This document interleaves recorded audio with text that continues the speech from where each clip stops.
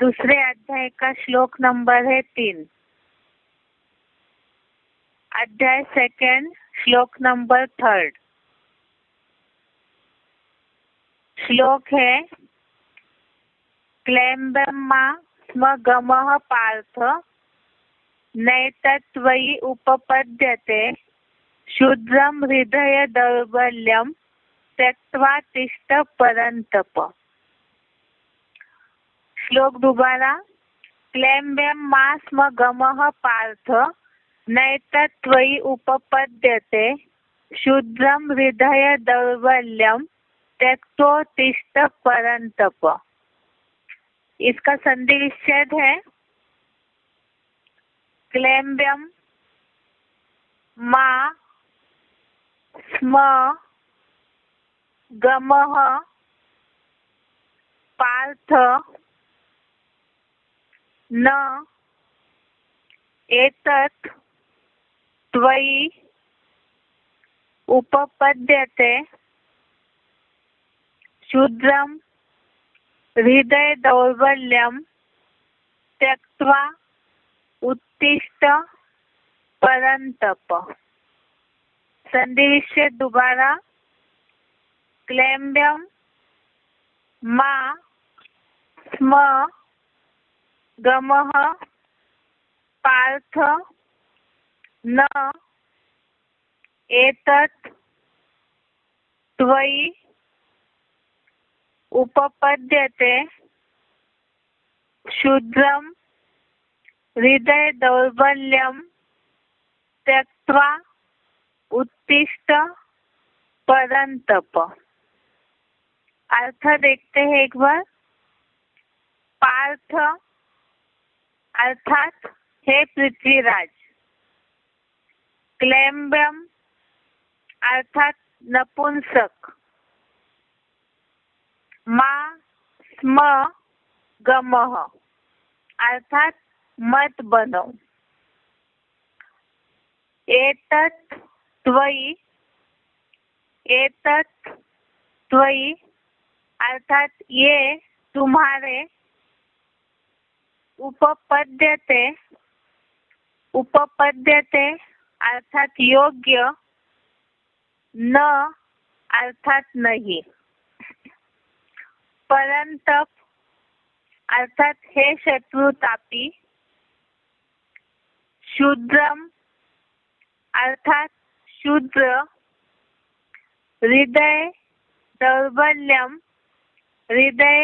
दौर्बल्यम अर्थात हृदय की दुर्बलता। त्यक्त्वा अर्थात छोड़कर। उत्तिष्ठ अर्थात उठो। दोबारा एक बार शब्दों का अर्थ देखते हैं। पार्थ अर्थात हे पृथ्वीराज। क्लेम्ब्यम अर्थात नपुंसक। मा स्म गमः अर्थात मत बनो। एतत् त्वयि अर्थात ये तुम्हारे। उपपद्यते अर्थात योग्य। न अर्थात नहीं। परंतप अर्थात हे शत्रुतापी। शूद्रम अर्थात शूद्र। हृदय दौर्बल्यम अर्थात हृदय की दुर्बलता। त्यक्त्वा अर्थात छोड़कर। उत्तिष्ठ अर्थात उठो। तो अर्थ है इस श्लोक का, हे पृथ्वीराज नपुंसक मत बनो। ये तुम्हारे योग्य नहीं। हे शत्रुतापी शूद्र हृदय की दुर्बलता छोड़कर उठ। जो पहले अध्याय का लास्ट श्लोक है उसमें हमने देखा था कि हिम्मत हार करके आत्मबल क्षीण होने के कारण युद्ध न करने के लिए सोच करके अर्जुन रथ पर देहभान में आकर के धनुष छोड़ करके बैठ गए थे।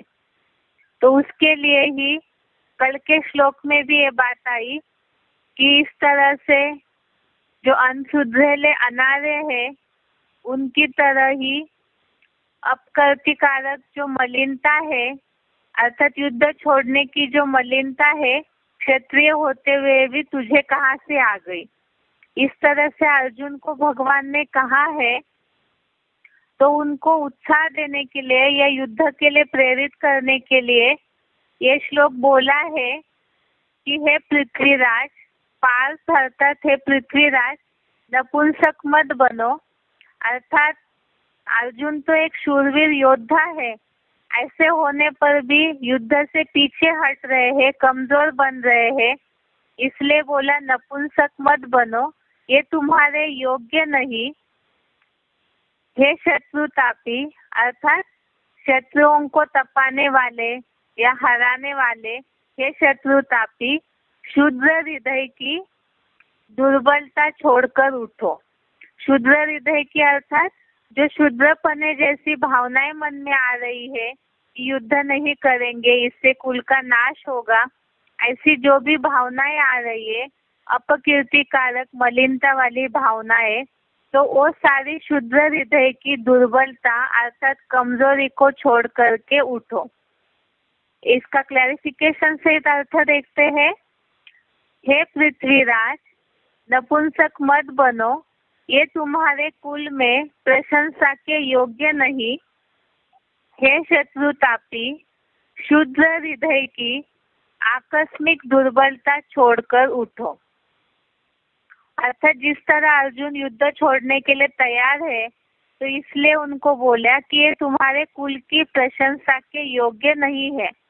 अर्थात वो अच्छे कुल के है, क्षत्रिय कुल के है, राजाई कुल के होने पर भी इस तरह युद्ध छोड़कर या जो सत्य असत्य की लड़ाई है, इसमें असत्य वालों को से लड़ना है, तो ऐसी जो भावना है वो छोड़ करके अर्जुन युद्ध से पीछे हट रहे हैं, इसलिए बोला ये तुम्हारे कुल में प्रशंसा के योग्य नहीं है।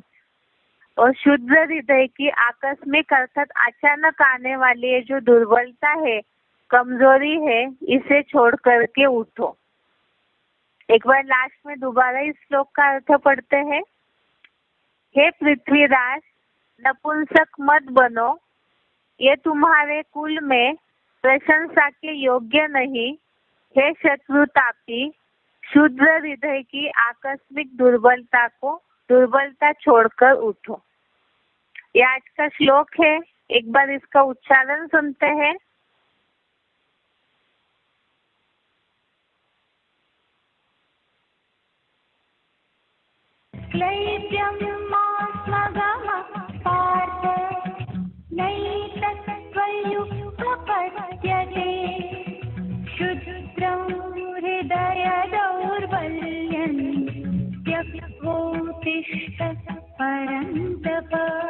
हे पृथ्वीराज, नपुंसक मत बनो, ये तुम्हारे कुल में प्रशंसा के योग्य नहीं। हे शत्रुतापी, क्षुद्र हृदय की आकस्मिक दुर्बलता छोड़कर उठो।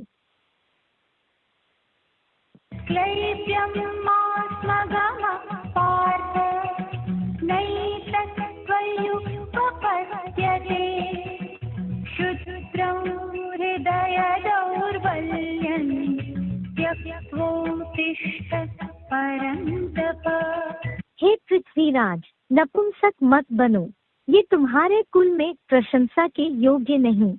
हे शत्रुतापी, क्षुद्र हृदय की आकस्मिक दुर्बलता छोड़कर उठो।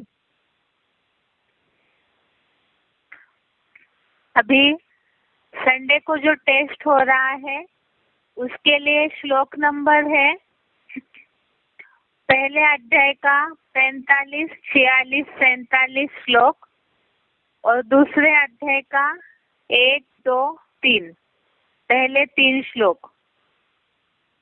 संडे टेस्ट के लिए श्लोक नंबर है अध्याय फर्स्ट, श्लोक नंबर 45, 46, 47, अध्याय सेकंड, श्लोक नंबर फर्स्ट, सेकंड, थर्ड। एक बार 6 श्लोक का शॉर्ट में रिवीजन करते हैं, उसके बाद बेसिक कोर्स। पहले अध्याय का 45वां श्लोक है, 45 नंबर श्लोक।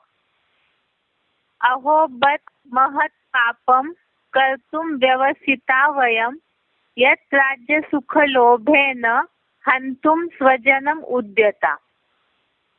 इसका अर्थ है, अरे रे, हम विधर्मी हत्या का भारी पाप करने के लिए तैयार हो गए हैं, जो अल्पकालीन विश्व राज्य सुख के लोभ से अपने ही कन्वर्टेड सगे संबंधी लोगों को अपने अपने महान धर्म पिताओं की धारणाओं में निश्चय की मौत मारने के लिए तैयार हो गए हैं।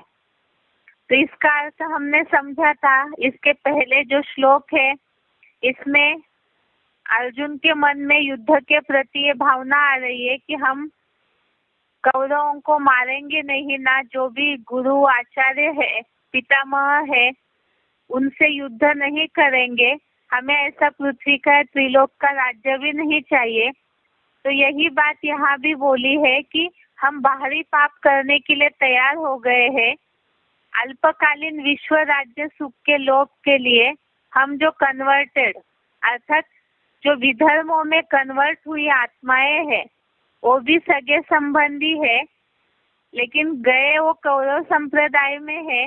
तो ऐसे लोगों को अपने अपने महान धर्म पिताओं की धारणाओं में निश्चय की मौत मारने के लिए तैयार हो गए हैं। अर्थात उनकी जहाँ जहाँ जिनके प्रति भी धारणाएं बैठी है, श्रद्धा भावना निश्चय बैठा हुआ है, तो उनको उससे तोड़ करके उन्हें दुख दे रहे हैं। तो ऐसा पाप हम नहीं करना चाहते हैं। अगला श्लोक है पहले अध्याय का 46वां श्लोक, अध्याय 1 श्लोक नंबर 46। श्लोक है, यदि माम प्रतिकारम अशस्त्रम शस्त्रपाणयः धार्तराष्ट्रारणे हन्यु तन्मे क्षेमतरम भवेत्। इसका अर्थ है, यदि बदला न लेने वाले, ज्ञान शस्त्र रहित, कोई प्रतिवाद न करने वाले मुझको धर्म युक्त बुद्धि रूपी हाथ में विदेशियों से प्रभावित अधर्म के छल छिद्र से बने हथियार लिए हुए टाटा बिरला जैसे धृतराष्ट्रों के पुत्र रूप कांग्रेसी कौरव दीर्घकालीन राज्य जाति भाषा आदि की सिविल वॉर से पैदा किए गए हिंदू मुसलमान आदि के सन्नद्ध धर्म युद्ध में भावात्मक या दैहिक मौत की भी हिंसा करके मार डाले, वह मेरे लिए विशेष कल्याणकारी होगा। ऐसे देह और दैहिक संबंधियों के भान में रहते हुए यहाँ ये बात बताई है कि अर्जुन के मन में बदला लेने की कोई भावना नहीं है, प्रतिवाद करने की अर्थात वाद विवाद करने की, संघर्ष करने की कोई भावना नहीं है। तो ऐसे शस्त्र रहित, यहाँ बताया ज्ञान शस्त्र रहित, कोई प्रतिवाद न करने वाले मुझको अर्थात अर्जुन को धर्म युक्त बुद्धि रूपी हाथ में, अर्थात अर्जुन तो धर्म युद्ध करने के लिए तैयार है, सत्य का साथ देने के लिए। बुद्धि में तो ये नॉलेज है कि वो सत्य का साथ दे रहे हैं। तो ऐसे समय में भी विदेशों से प्रभावित अधर्म के छल छिद्र से बने हथियार लिए हुए टाटा बिरला जैसे धृतराष्ट्रों के पुत्र, अर्थात ये जो टाटा बिरला है जिन्होंने राष्ट्र की धन संपत्ति हाथ में धर के बैठे हुए हैं, तो ऐसे लोग विदेशियों से प्रभावित है। और विदेशी विधर्मियों का गुणधर्म है, जहाँ विकारी भावनाएं ज्यादा उनके गुणधर्म बढ़े हुए हैं, तो उनमें अधर्म की भावना आ जाती है और छल छिद्र आ जाता है। तो ऐसे जो भी धृतराष्ट्र है और उनके पुत्र रूप कांग्रेसी कौरव जिन्होंने नोटों के वोटों से अपनी सारी सत्ता धर के बैठे हैं, तो ऐसे और साथ में इनके द्वारा ही लंबे समय से जो राज्य जाति भाषा आदि की सिविल वॉर से पैदा किए गए हिंदू मुसलमान आदि का सन्निध अर्थात जो धर्म युद्ध सामने खड़ा है, ऐसे युद्ध में भावात्मक या दैहिक मौत की हिंसा करके मार डाले। अर्थात अर्जुन जो कोई भी रीति से प्रतिवाद नहीं करना चाहता है, बुद्धि रूपी हाथ में धर्म की भावना है, ऐसे समय में भी जानते हुए भी अगर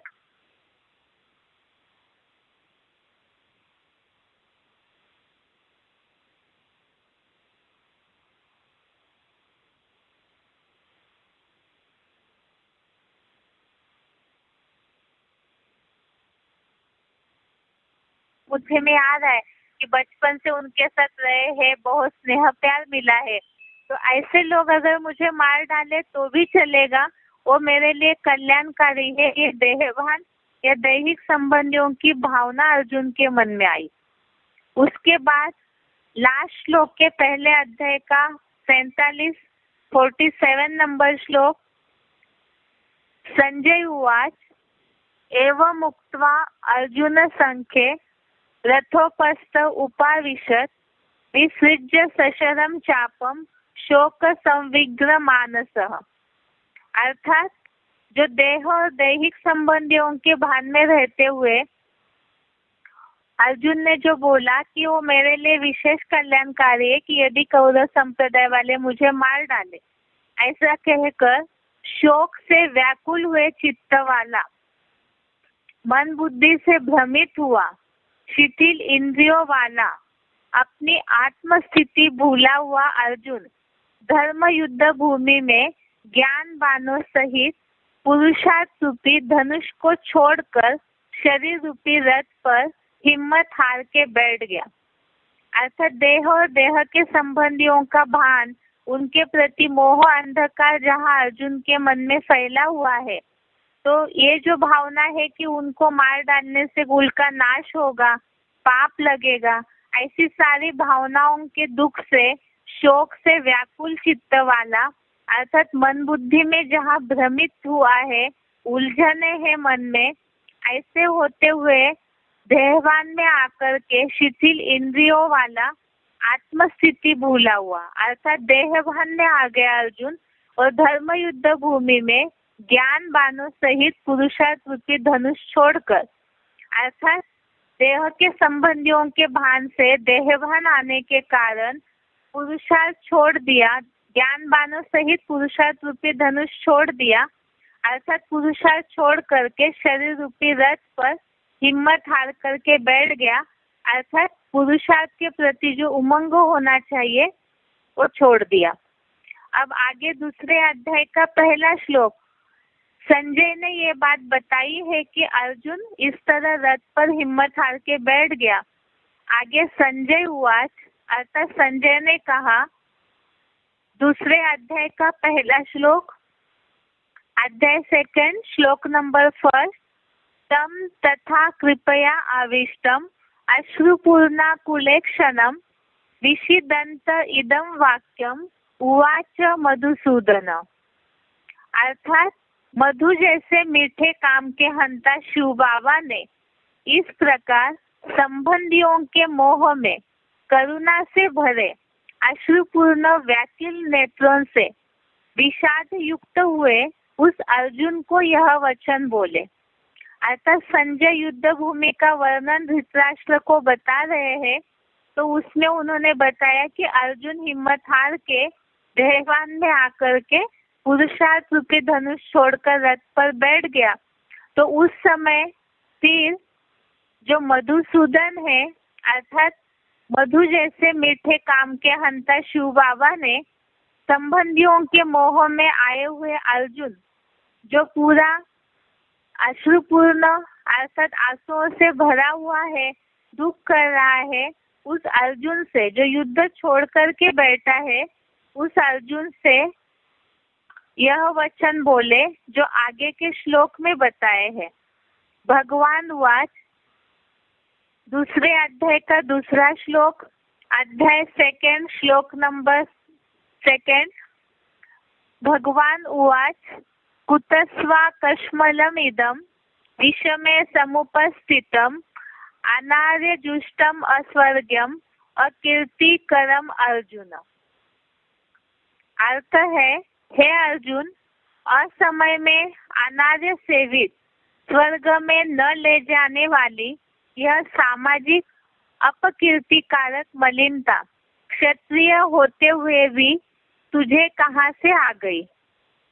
अर्थात अचानक ही, असमय में, अर्थात अचानक ही, एकदम एन समय पर अनार्य सेवित अर्थात एक है आर्य अर्थात सुधरेले, अनार्य अर्थात जो अनसुधरेले है, जिनकी शुद्र मानसिकता होती है, तो ऐसों के द्वारा सेवित स्वर्ग में न ले जाने वाली यह सामाजिक अपकीर्तिकारक मलिनता क्षत्रिय होते हुए भी तुझे कहाँ से आई। अर्थात धर्म युद्ध के बाद तो स्वर्ग की प्राप्ति होती है, अब युद्ध छोड़कर बैठेंगे तो स्वर्ग की जो प्राप्ति होनी चाहिए वो होगी नहीं, पुरुषार्थ छोड़ने से स्वर्गीय अनुभव नहीं होगा। और साथ में यहाँ तो अर्जुन क्षत्रिय है तो उन्हें तो युद्ध करना ही है, लेकिन अचानक के समय में इस तरह शूद्रों जैसी अपकीर्तिकारक मैली भावना अर्जुन के मन में कहाँ से आ गई। अगला श्लोक है दूसरे अध्याय का 3रा श्लोक, अध्याय 2 श्लोक नंबर 3। क्लैम्बेम मा स्वगमः पार्थ नैतत्त्वयि उपपद्यते शुद्रम हृदय दौर्बल्यम त्यक्त्वा उत्तिष्ठ परंतप। ये श्लोक तो अभी भी पढ़ा है, इसलिए केवल अर्थ पढ़ेंगे। हे पृथ्वीराज, नपुंसक मत बनो, ये तुम्हारे कुल में प्रशंसा के योग्य नहीं। हे शत्रुतापी, शुद्ध हृदय की आकस्मिक दुर्बलता छोड़कर उठो। इस तरह से संडे के टेस्ट के लिए ये 6 श्लोक है। इसके बाद आगे बेसिक कोर्स,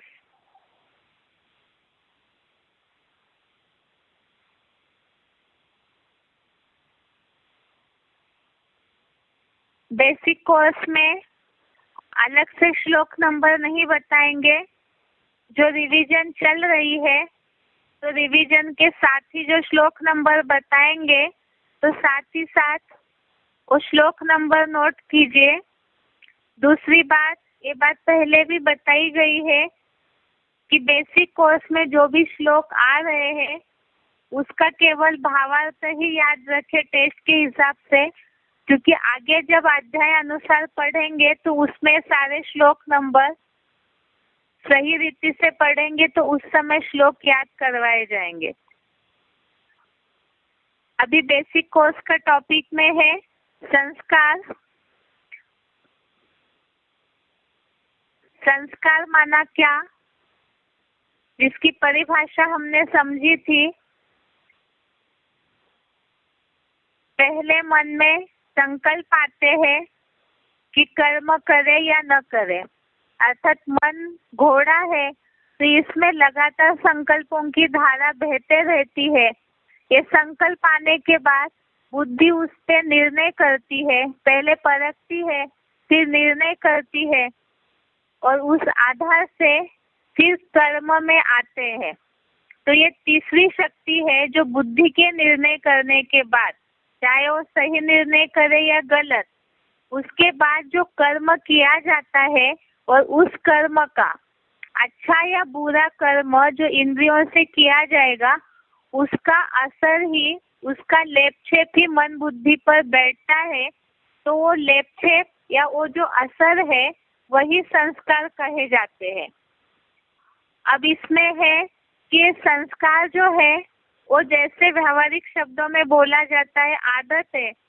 कोई ऐसे संस्कार है, अगर बुद्धि बार बार कोई कर्म में आते हैं तो हो सकता है कि बुद्धि को अगर समझ शक्ति आई कि ये कर्म गलत है तो अपनी आदतों में, अपने संस्कारों में बदलाव लाती है। अगर नहीं ऐसे हुआ तो लगातार वही कर्म करते करते उसका लेपछेप इतना कड़ा बन जाता है कि वो संस्कार जम जाते हैं आत्मा में और वो फिर गलत या सही क्या है उसकी परख भूल जाता है। जिसके लिए बताया कि इसी के कारण आत्मा जो है वो संस्कारों के कारण ही निर्लेप नहीं कही जाती है। जिसके के लिए ही आत्मा मन बुद्धि और संस्कारों के द्वारा ही एक्ट में आती है शरीर की इंद्रियों के द्वारा, लेकिन शरीर जड़ है। बिना चैतन्य आत्मा के शरीर कोई कर्म नहीं कर सकता है। इसीलिए ही पापात्मा या पुण्य आत्मा कहा जाता है। पाप शरीर या पुण्य शरीर नहीं कहा जाता, क्योंकि आत्मा की ये तीनों शक्तियां हैं, मन, बुद्धि और संस्कार। इसी के द्वारा सारा कार्य एक्ट किया जाता है।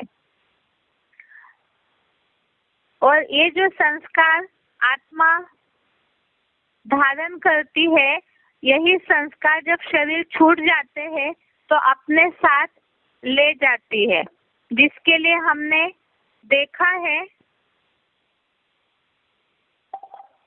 श्लोक नंबर, आत्मा संस्कार ले जाती है, इसका प्रूफ क्या है।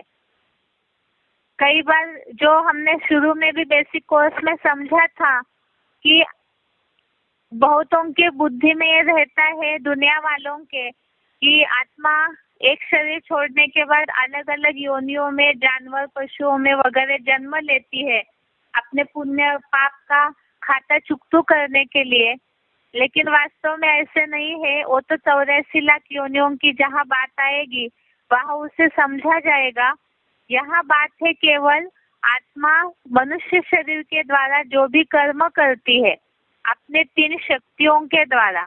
जैसे शरीर की इंद्रिया जरूरी है, हाथ, पाँव, ज्ञानेन्द्रिया, कर्मेंद्रिया, तो इसी तरह से मन, बुद्धि, संस्कार ये आत्मा की 3 शक्तियां है और इसको ही वो अगले जन्म में ले जाती है। अब इसे कैसे माना जाएगा, तो इसके लिए ही गीता में ये बात आई है।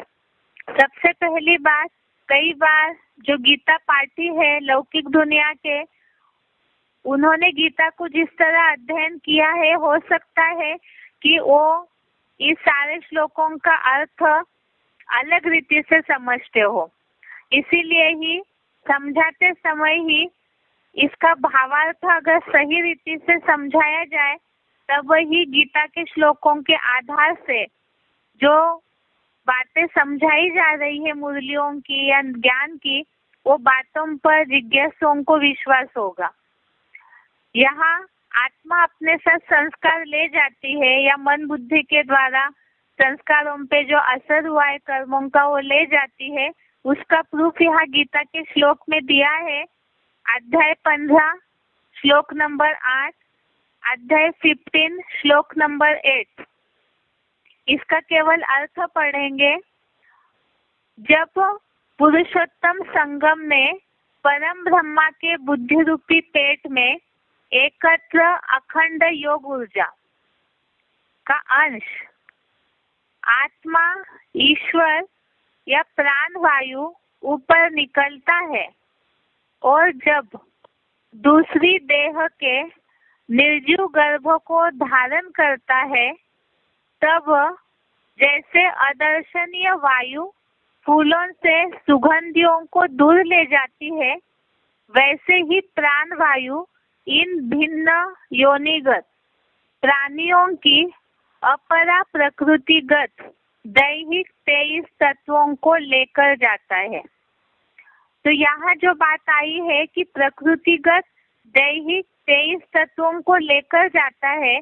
अब व्यक्ति जब शरीर छोड़ते हैं तो शरीर तो नाश हो जाता है, उसे जलाया जाता है, फिर यह दैहिक 23 तत्वों को कैसे ले जाएगा अगले जन्म में।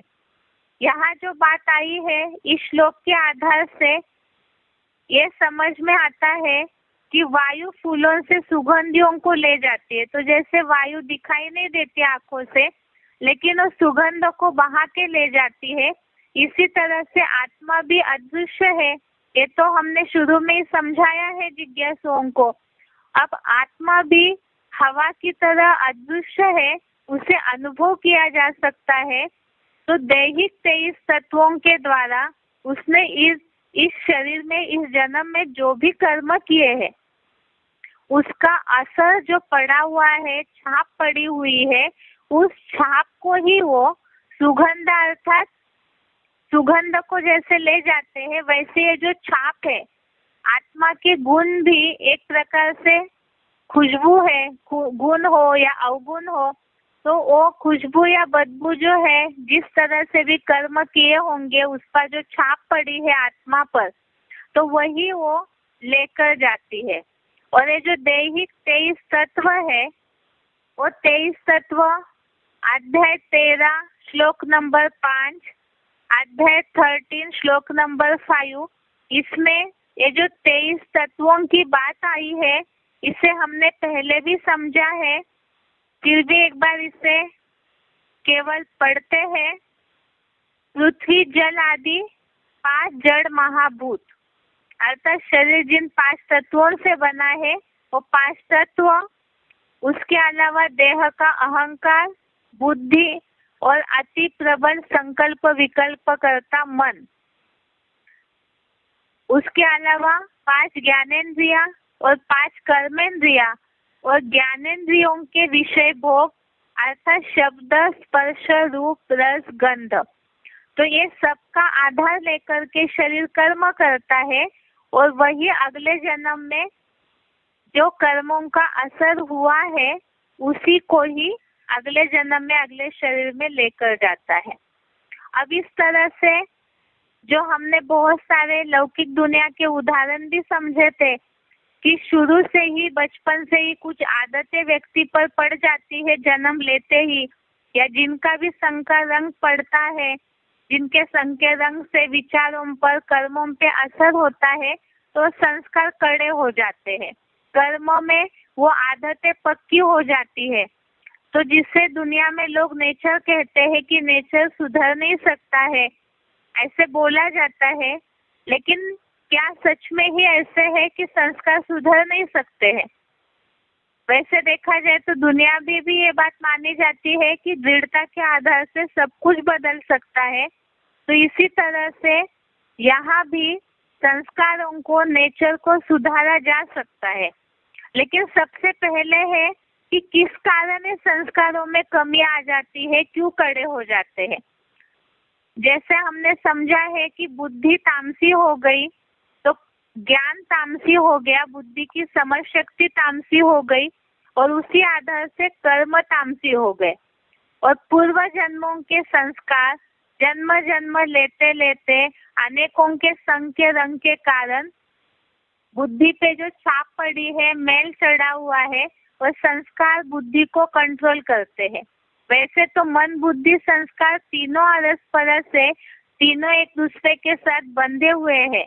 अब जब ये बुद्धि को कंट्रोल कर लेते हैं कर्म के संस्कार या आदतें, कुछ आदत ऐसी है, कुछ मान्यताएं ऐसी है जो पहले से करते आए, तो कोई अगर समझाता भी है तो वो मन, बुद्धि उस बात को स्वीकार करने के लिए तैयार नहीं होती है, अर्थात संस्कार पक्का हो जाता है तो आदमी का, व्यक्ति का सोचना विचारना बंद कर देता है। अब जब इस तरह से सोचना विचारना बंद करता है तो इसका कारण क्या है? देहभान। देहभान के कारण ही एक भावना मन में अज्ञानता की, ये जो मैल है देहभान का, वो बैठने के कारण बुद्धि पर इसमें विकारों की निर्मित शुरू हो जाती है, जिसमें बताया कि काम विकार का संस्कार अत्यंत प्रबल हो जाता है।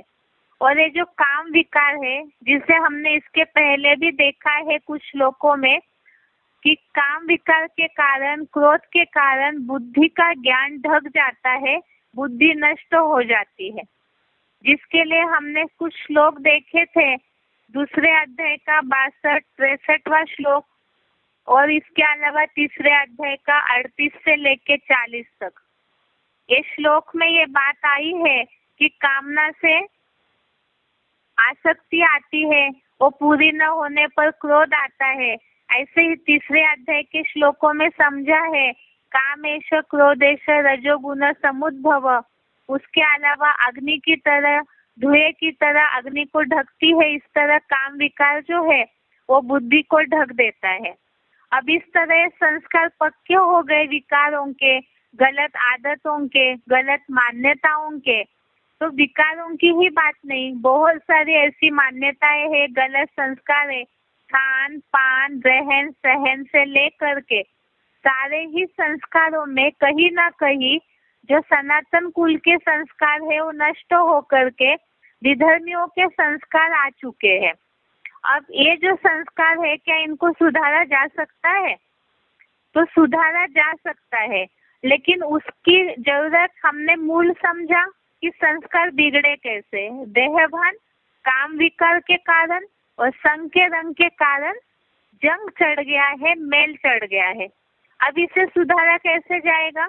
तो ये सुधारने के लिए सबसे पहले जरूरी है बुद्धि के द्वारा मन को कंट्रोल किया जाएगा, तब संस्कार सुधर सकते हैं। अब इसमें पहले जरूरी क्या है? मन बुद्धि सबसे पहले कहाँ भागती है? जहाँ भागती है उसे पहले कंट्रोल करना है।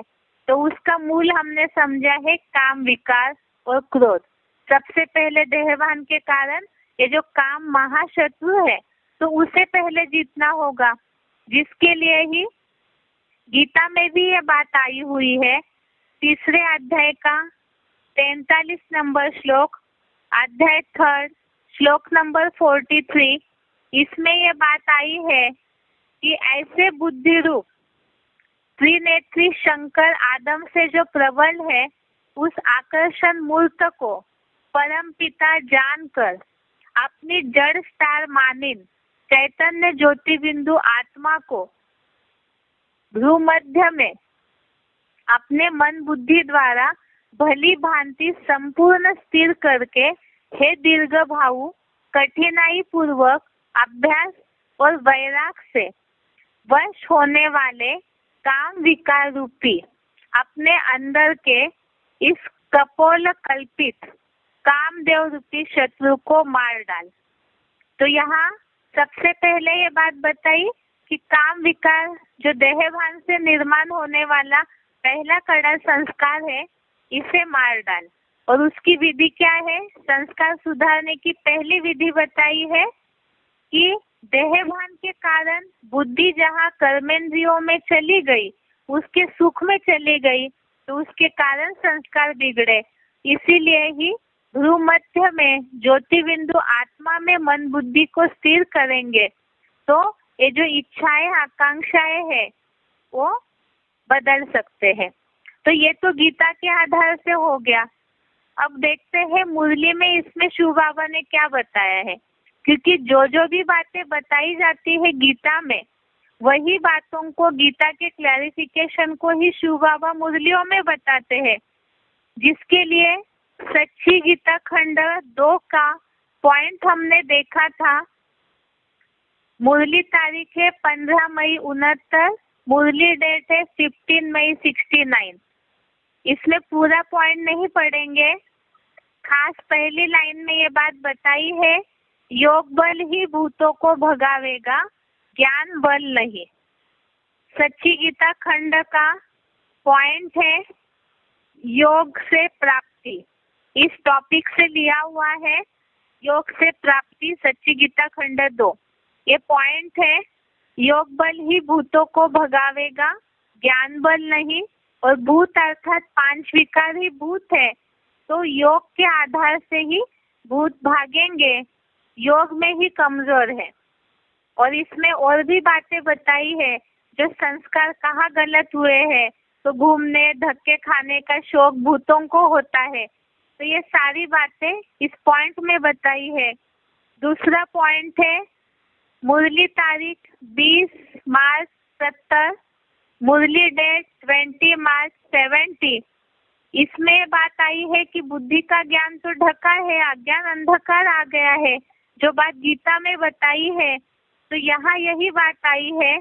मुरली पॉइंट है बाप के साथ योग रखे तो बुद्धि में रोशनी आवे, योग में नहीं रहने से अंधियारा ही रहता है। इसलिए बच्चों को बाप कहते हैं जितना याद में रहेंगे उतनी लाइट बढ़ती जाएगी। तो बुद्धि में अज्ञान अंधकार विकारों के कारण ढका है, तो बुद्धि क्षीण हो गई, तो संस्कार गलत हो गए। इसी के लिए ही बताया बाप के साथ योग रखे तो बुद्धि में रोशनी आवे। अब ये बात बताई कि संस्कार सुधारने की पहली स्टेप हमने समझी कि देहवान के कारण विकार आते हैं, और विकारों के कारण कर्म गलत हुए तो संस्कार गलत हो गए। अब इसे सुधारने का रास्ता हमने सबसे पहले समझा, विकारों पर जीत पानी है।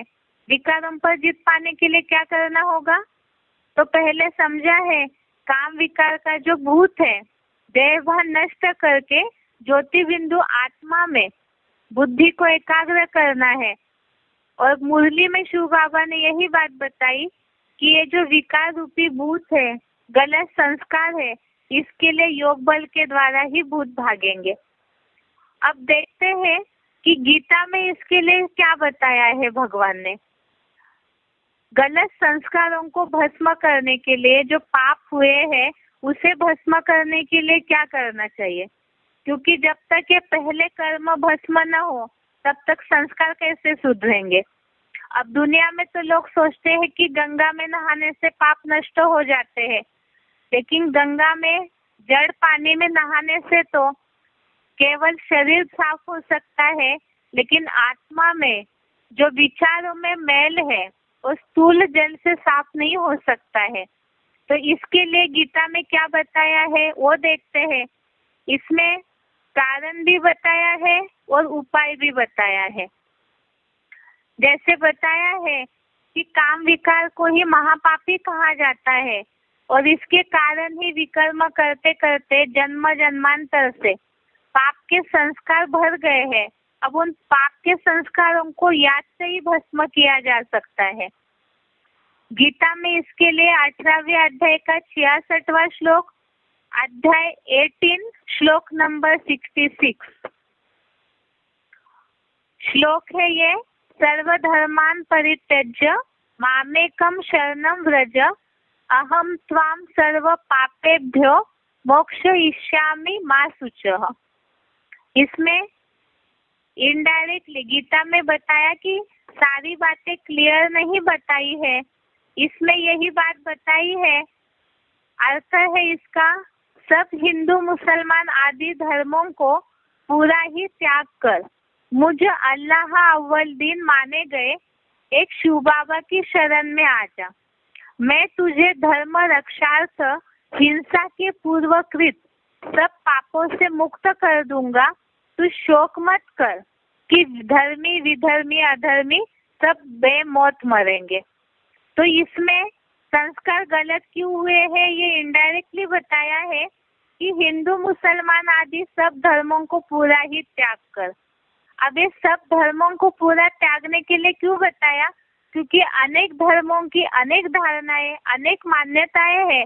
अब इन मान्यताओं के कारण बुद्धि पे, विचारों पे, संस्कारों पे जो मेल चढ़ा हुआ है, तो इस मेल को त्यागने के लिए जब इन धारणाओं को पूरा ही मन बुद्धि से त्यागेंगे, उनके विचार जो जम गए हैं उसे पूरा त्याग कर एक शिव बाबा की शरण में जा, अर्थात अपनी मन बुद्धि के विचारों को पूरा शिव बाबा के विचारों में शरण में ला देंगे, तब सब पापों से मुक्त कर दूंगा, अर्थात तब ही सारे पाप धुल जाएंगे। तो इस तरह से गीता में ये बात बताई है, संस्कार सुधारने का उपाय बताया है, सब धर्मों को त्याग कर एक शिव बाबा की शरण में जा। अब ये तो गीता की बात हुई। अब देखते हैं मुरली में शिव बाबा ने क्या बताया है। संस्कार सुधारने की दूसरी स्टेप है, याद से ही पाप या विकर्म भस्म होंगे। इसमें त्रिमूर्ति की किताब से जहाँ 4 सब्जेक्ट की बात आई है, 4 सब्जेक्ट में याद का टॉपिक, उससे ये पॉइंट लिए हैं। त्रिमूर्ति नया कोर्स 4 सब्जेक्ट में याद के टॉपिक से, याद से ही पाप कर्म या विकर्म भस्म हो सकते हैं। तो संस्कार सुधारने के और एक उपाय बताया इसमें, याद से ही पाप या विकर्म भस्म होते हैं। मुरली तारीख है 15/4/68, मुरली डेट है 15 अप्रैल 68। ये त्रिमूर्ति के किताब में है, इसीलिए सिर्फ इस पॉइंट को पढ़ेंगे। जो लोग लिखना चाहते हैं उस किताब से जरूर देखें। पहला पॉइंट है, जब तक बाप को परमात्मा समझकर याद नहीं करेंगे तो पवित्र कैसे बनेंगे। इस पर बच्चों को बहुत अंतर्मुख हो याद का अभ्यास सीखना है। दूसरा पॉइंट है मुरली तारीख 21 फरवरी 68, मुरली डेट 21 फरवरी 68। पॉइंट है बाप की याद में रहने से ही जंग निकलती जाएगी। अगला पॉइंट है मुरली तारीख 8 जुलाई 65, मुरली डेट 8 जुलाई 65। इसमें बताया है ऊंच से ऊंच एक बाप को ही याद करना है। कितना कड़ा फरमान है, बच्चे मामे कम याद करो। देहधारी को याद किया तो उनकी याद से फिर तुमको पुनर्जन्म लेना पड़ेगा। तुम्हारी याद की यात्रा ठहर जाएगी, विकर्म विनाश नहीं होंगे, बहुत घाटा पड़ जाएगा। जैसे हमने गीता में पढ़ा कि अनेक धर्मों को त्याग करो और मेरी शरण में आ जाओ, तो इसी तरह से यहाँ भी ये बात मुरली में बताइए शिव बाबा ने कि देहधारियों को याद किया, अर्थात जो अनेक देह के धारण किए हुए देह भान में रहने वाले हैं, तो उनको याद किया तो उनके विचारों का असर जरूर होता है बुद्धि पर, इसीलिए ही मामे कम याद करो। अब इसके बाद वार्तालाप का पॉइंट हमने देखा था, वार्तालाप नंबर 789 कि कड़े संस्कारों को हटाने के लिए क्या करना है। तो इसमें तो शिव बाबा ने संस्कार किस तरह पक्के होते हैं वो भी बताया और उसका उपाय भी बताया है कि याद करना है। याद बगैर तो कड़े संस्कार हट नहीं सकते। किसी की हत्या करने की आदत है, जैसे चीनी लोग हैं, कीड़े मकोड़ों को यूं ही मार देते हैं, उन्हें कुछ अंदर आता नहीं तो उनकी आदत हो गई ना, अभ्यास पक्का हो गया। कसाई है, रोज काटता रहता है तो उसको अंदर कुछ भी आता नहीं। बड़े बड़े डकैत होते हैं, रोज गोलियों से भूनते रहते हैं। आतंकवादी होते हैं, रोज हत्याएं करते रहते हैं, तो उनके कड़े संस्कार पड़ गए। अब वो कड़े संस्कार कैसे खत्म होंगे और कोई तरीका हो सकता है? सिवाय याद के और कोई तरीका नहीं है कड़े संस्कारों को खत्म करने का। बाबा अगला वार्तालाप का पॉइंट है वार्तालाप नंबर 1736, वार्तालाप नंबर 1736। इसमें प्रश्न पूछा है अपने कड़े संस्कारों को मिटाने के लिए क्या पुरुषार्थ करें। तो इसका जवाब दिया है शिव बाबा ने, याद अग्नि। लोहा बहुत कड़ा होता है, आग में डालो तो ढीला हो जाता है, बह जाता है, एक की याद की अग्नि में डाल दो। तो यहाँ बताया है कि लगातार कर्म करते करते जन्म जन्मांतर के जो संस्कार कड़े हुए हैं, तो उसके लिए जरूरी है, जैसे लोहा कड़ा है तो उसको तेज अग्नि में डालने से ढीला हो जाता है, इसी तरह से यहाँ कलयुगांत में जो गलत संस्कार कड़े संस्कार हो चुके हैं, तो उसे तीव्र याद की अग्नि में डाल देंगे तो ये संस्कार जो है वो पाप कर्म के संस्कार वो नष्ट हो जाएंगे और नए सात्विक संस्कार आत्मा में आने लगेंगे। इसके लिए हमने सिलेक्टेड पॉइंट देखा था 848 नंबर का, सिलेक्टेड पॉइंट 848, और एक पॉइंट जो लिया हुआ था वेबसाइट में नहीं डाला हुआ है, पॉइंट का नंबर है 197, पॉइंट का नंबर है 197। तो इसमें एक मुरली पॉइंट है, मुरली तारीख है 8/3/70, मुरली डेट है 8 मार्च 70। इसमें भी यही बात बताई है कि संस्कार गलत हुए हैं, अर्थात आत्मा पे खाद चढ़ी हुई है गलत संस्कारों की। एक खाद कैसे निकाली जाए, जिसके लिए बताया है जितना याद करेंगे उतना सहज तुम्हारी अलाई निकलेगी। आग ठंडी होगी तो अलाई निकलेगी नहीं। इनको योग अग्नि कहा जाता है, जिससे विकर्म विनाश होते हैं। तो यहाँ बताया, अर्थात दुनिया वाले जो है, लौकिक दुनिया वाले जिज्ञासु, ये वो इन सब बातों को कैसे समझेंगे? तो उन्हें बताना पड़ेगा ये सब बातों को, कि जैसे सोना है, सोना में मिक्सचरिटी होती है तो उसका कलर चेंज हो जाता है, देखने से ही पता चल जाता है, वजन में अंतर आ जाता है।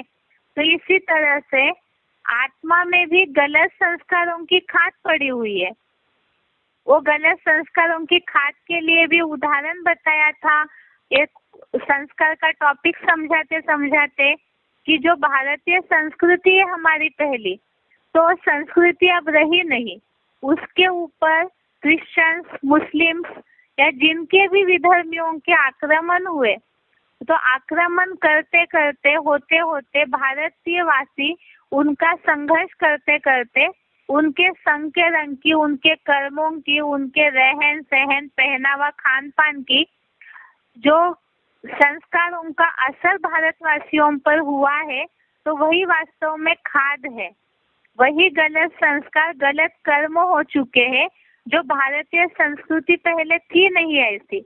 अब उनके जाने के बाद भी भारतवासी अपने संस्कृति को, अपने संस्कारों को न अपनाकर उसी को ही मूल अपनी धारणाएं समझ बैठे हैं। तो यही वास्तव में कड़े संस्कार हो गए हैं, गलत संस्कार हो गए। और उसे हटाने के लिए क्या करना होगा? अब इसके लिए बताया बुद्धि के टॉपिक में कि ज्ञान की समझ होनी चाहिए, और ज्ञान में ही ईश्वर की पहचान होती है। उस ईश्वर से जितना जुड़ेंगे तो वो ईश्वर ज्ञान सूर्य है, वो योग का अग्नि का ताप है। तो उससे अगर हम बुद्धि का योग जोड़ते हैं, मन बुद्धि को एकाग्र करते हैं, तो उस तेज अग्नि से आत्मा में जो पाप के संस्कार भरे पड़े हैं वो भस्म होने लगेंगे, पाप विनाश होने लगेंगे।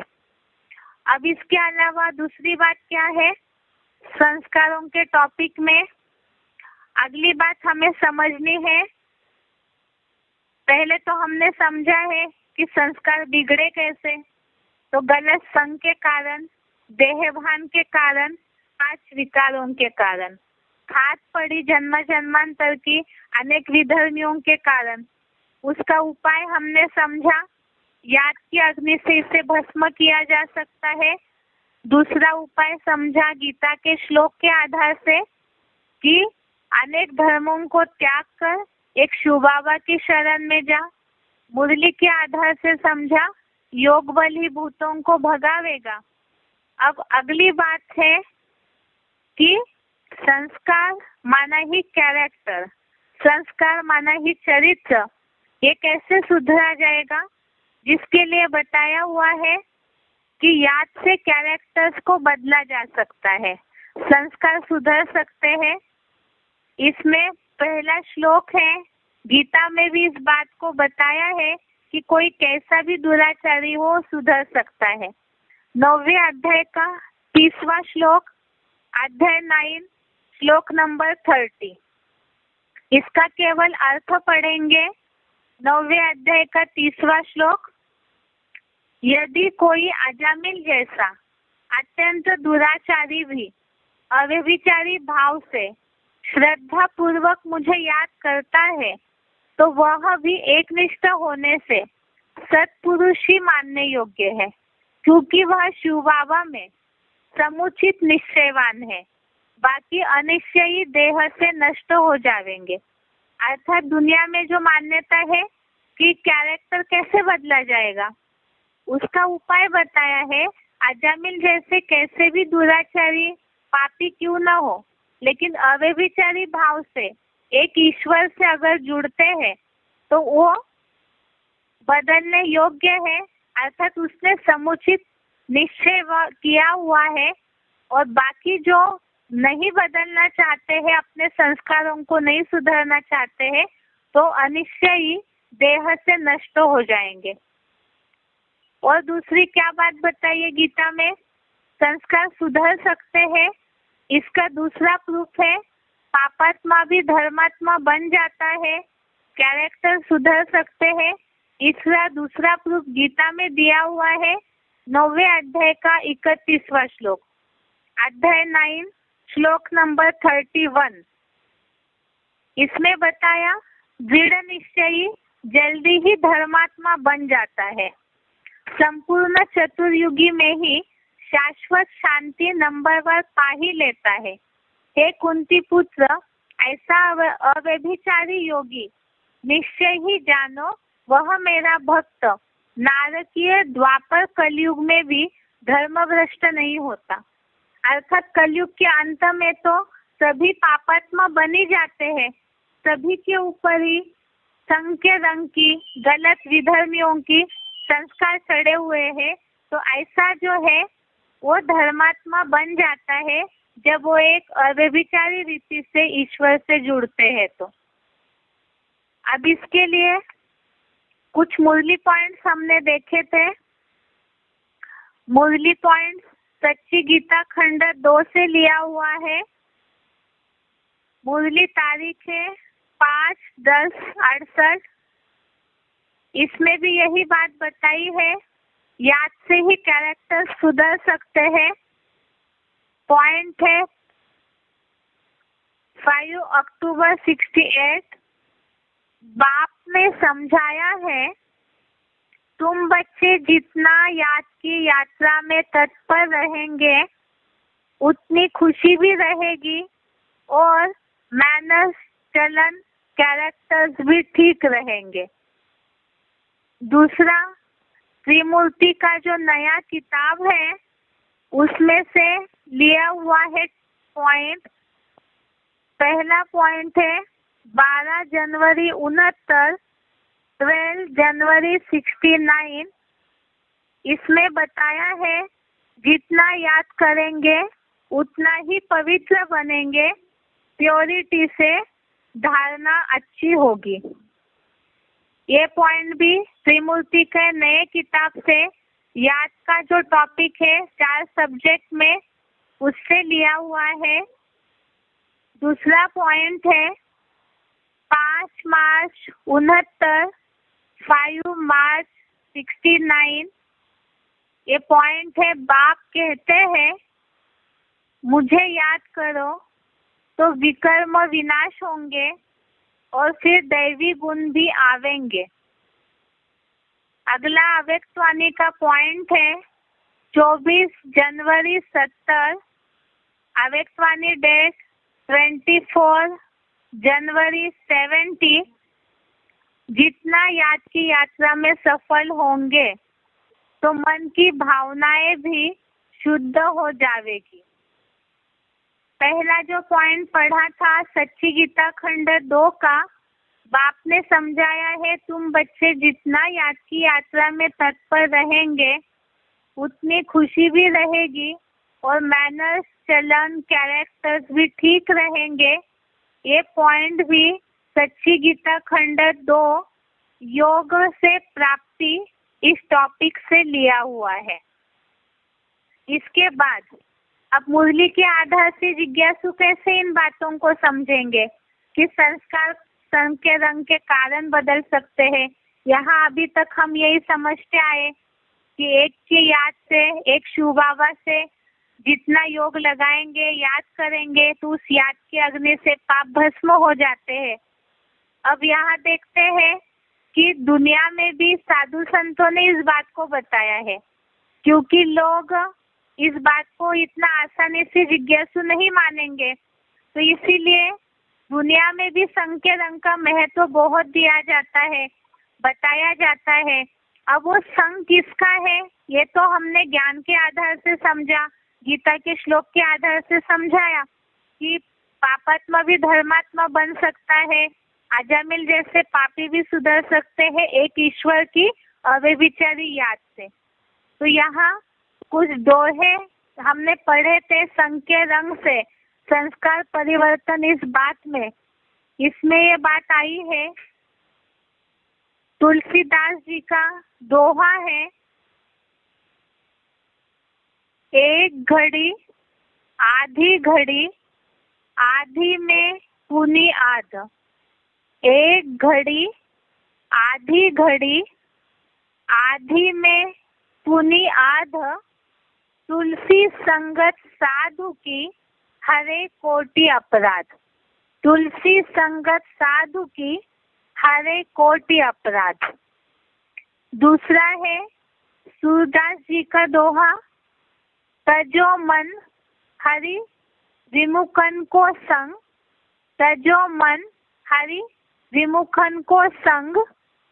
जिनके संग कुमति उपजती है, जिनके संग कुमति उपजती है, परत भजन में भंग। परत भजन में भंग। तजो मन हरि विमुखन को संग। जिनके संग कुमति उपजती है, परत भजन में भंग। सूरदास जी का दोहा है ये। अगला, ये त्रिमूर्ति की किताब में ये बात आई हुई है, रामचरितमानस से लिया हुआ, जहाँ सत्य संग की बात आई है। संत संग, जहाँ बाप टीचर सदगुरु की बात है, इसमें दोहा आया हुआ है त्रिमूर्ति की किताब में। संत संग अपवर्ग सुख, धैर्य तुला एक अंग। संत संग अपवर्ग सुख, धैर्य तुला एक अंग। तुलन ताहि तुरीह सम। तुलन ताहि तुरीह सम। जो सुख लब सत्संग। जो सुख लब सत्संग। इसके अलावा ये तो बहुत प्रसिद्ध बात जो दुनिया में बोली जाती है, संग तारे कुसंग बोरे। तो इसमें हमने देखा संग के रंग से संस्कार परिवर्तन। एक तो याद से पाप भस्म होते हैं, दूसरा है संग के रंग से संस्कार परिवर्तन होते हैं। तो यहाँ संग का रंग वास्तव में मन बुद्धि से ही पहले मेल चढ़ता है, तभी कर्म में आता है। तो मन और बुद्धि में इतनी समझ होनी चाहिए कि किसका संग करे और किसका न करे। तो ये तो दुनियावी साधु संतों में भी, पुरातन जमाने में भी लिख दिया है कि जिनकी कुमति है ऐसों का संग नहीं करना चाहिए। अब इसमें सबसे पहले सबसे ज्यादा इंद्रियों से शक्तिशाली मन है, और इंद्रियों से भी ज्यादा संग का रंग मन से ही लगता है, क्योंकि जैसे को याद करेंगे वैसे ही बनेंगे। ये जो बात बोली अभी दोहे में बताइए, संग के रंग की बलिहारी है, तो इसे कैसे माना जाएगा कि संग के रंग से ही संस्कार बिगड़ते या बनते हैं। तो इसकी पहली बात है कि किसी का भी संग करते हैं तो सबसे पहले मन के विचारों पे असर होता है ना। तो वो मन के विचारों में मेल चढ़े, इसके लिए जरूरी है कि पहले मन को कंट्रोल रखे। इसके लिए हमने देखा था, गीता में भी इस बात को बताया है। 12वें अध्याय का 8वां श्लोक, अध्याय 12 श्लोक नंबर 8, इसमें ये बात आई है कि मुझ व्यक्त आदम अर्जुन के तन में आए, शिव ज्योति बिंदु में ही मन लगा। मेरे में अपनी चंचल बनी मन बुद्धि को स्थिर कर। इस प्रकार ऊर्ध्वमुखी हुए पंचानन परम ब्रह्म रूप मुझ में ही लगाव पूर्वक हृदय से जन्म जन्मांतर भी निवास करेगा, इसमें संदेह नहीं है। अर्थात याद से ही पाप भस्म होंगे, और याद से ही मन से बुद्धि से याद किया जाता है, तो उसी से संग का रंग लगेगा। इसके लिए मुरली पॉइंट देखा था, 5 मार्च 72, 5 मार्च 72, ये मुरली से ही लिया हुआ पॉइंट है, कोई किताब में नहीं है। ये पॉइंट है, जितना मेरे साथ योग लगावेंगे उतना तुम मेरे नजदीक आवेंगे। जितना मेरे साथ योग लगावेंगे उतना तुम मेरे नजदीक आवेंगे। इसके साथ साथ हमने 19/4/2022 का एक पॉइंट भी सुना था। 19 अप्रैल 2022 का एक पॉइंट सुना था जिसमें बात आई है कि भक्ति मार्ग में नाम स्मरण किया जाता है। अलग अलग धर्म वाले मुख से बोल बोल करके ईश्वर को याद करते हैं, लेकिन इसमें शिव बाबा ने बताया है कि यहाँ नाम जप से या स्मरण से नहीं होगा, तो मन बुद्धि से याद करने से ही वास्तव में शंका रंग लग सकता है। दूसरी बात, इसके साथ साथ हमने 843 नंबर का सिलेक्टेड पॉइंट सुना था, 843 नंबर का। इसके अलावा